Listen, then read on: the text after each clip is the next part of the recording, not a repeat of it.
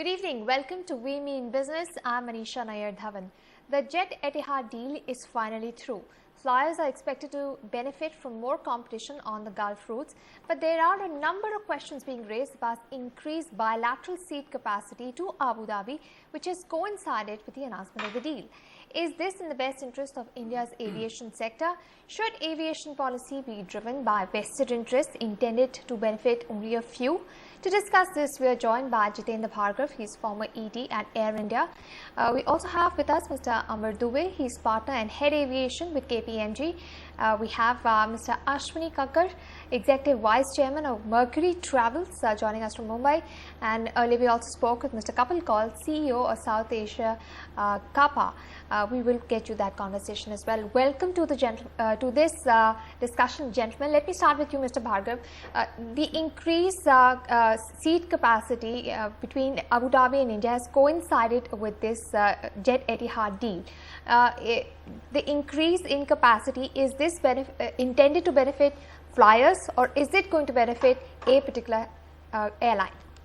See, having been with the industry for a fairly long time, every time seats are doled out to foreign carriers, the same explanation comes from the government of India. It's going to be beneficial to passengers, it will increase competition, and so on.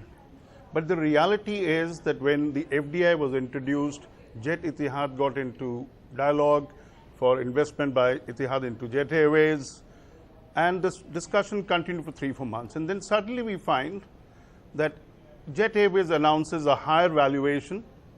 6 hours after the announcement is come in, the government of India inks a deal with Abu Dhabi, giving 40,000 seats. Now the question that comes in is, was giving away of seats a part of the deal? Not officially, but unofficially. If it wasn't, then one can say, okay, it could have waited for 3 months, 4 months, or preceded the signing of the agreement. But if it was, it amounts to insider trading. Why is government trying to add a sweetener to make a deal come through? And looking at the quantum of seats, Ministry of Civil Aviation held a meeting with all stakeholders, all airlines, all airport operators. Everyone was unanimous that you can't be doling out so many seats to them. But yet, the ministry disregarded it.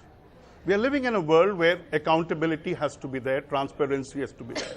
My request to the Ministry of Civil Aviation would be, come out and tell the world as to what prompted you to give away so many seats.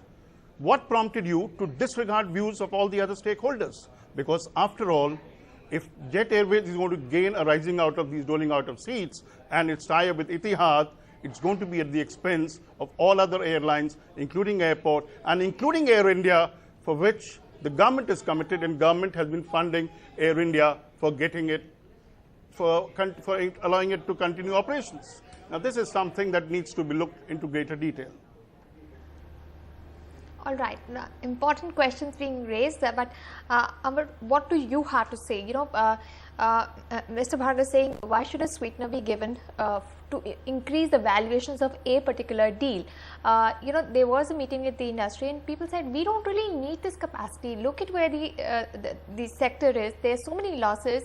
When we cannot even fill existing seats, what will we do with additional capacity? What is the answer to this? Do we really need the capacity? See, frankly speaking, this capacity is not going to be utilized from day one itself. It's going to be spread out over a period of 3 years. So, and these are savvy airlines. I mean, they fly all over the world, and they have this way of planning things and deploying capacity as and when the demand picks up.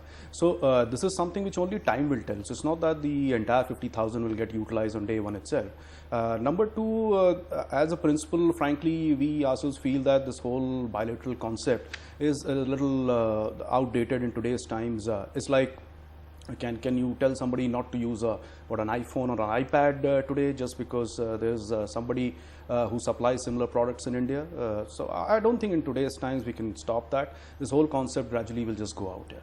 And I'm just coming from Phuket, where we had this airports conference, and there the Australians were sharing their own example, where 20 years back when Emirates, who nobody had heard of at that time, when was trying to come to Australia, that time similar concerns were raised by Qantas and by the local politicians, and in the end they started with some 3 flights a week, which ultimately has now become 5 flights a day.